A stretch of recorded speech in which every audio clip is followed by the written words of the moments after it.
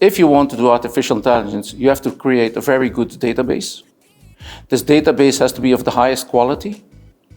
And I think we have to be very honest.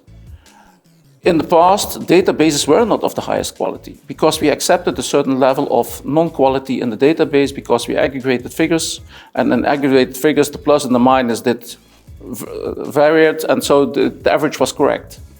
Now you're talking about communication to customers or suppliers or your own people on a very specific point. So if you accept 80% correct data, you accept also that 20% of the answers are not correct. You cannot do that. So artificial intelligence imposes you to improve your data quality. And that means the base of your management improves because management is based on data. So I really think that artificial intelligence in the full process will improve the data quality. And by improving the data quality, it will improve the tools for management to correct the picture. And that's for me very essential. Because in the past you had stable situations. A year was still a year. You made a budget for a year, and that budget was valid for a full year. Now it can be that every 3 months the world is changing. Tomorrow some politician, and you can select whatever politician you want in the world, puts a sentence, and that can really change the economic environment for the coming 3-4 months. So if at that moment you cannot react very quickly and are not supported by tools, you will react too late. And that can even put you out of business if you're not careful. So that's why I think an artificial intelligence project should not be seen as an artificial intelligence project. It should be seen as a change management project.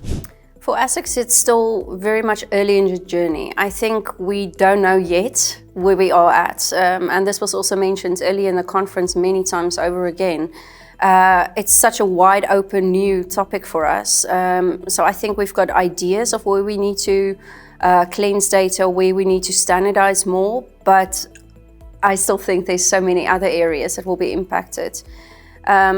The data is one aspect, but I also think the change management within the workforce, that's also really a big issue or topic that we would need to cover in future. How will people adapt to this?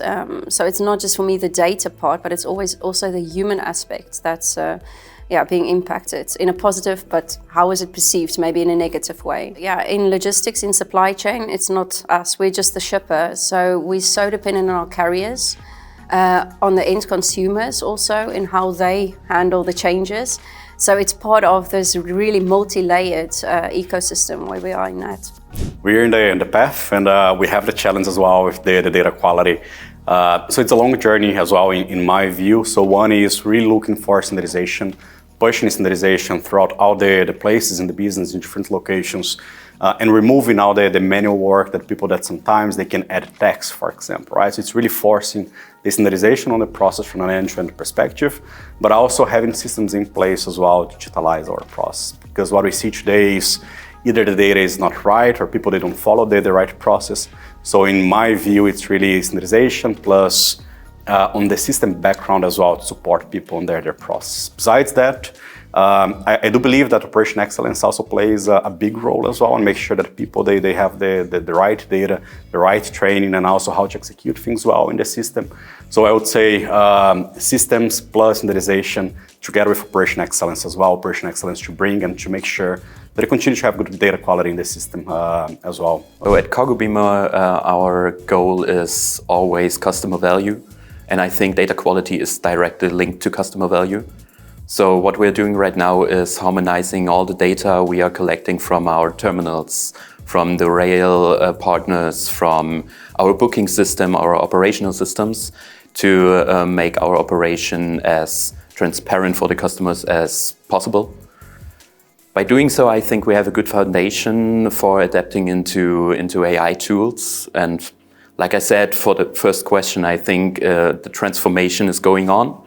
And I think we have a good foundation for this transformation and adding up to it.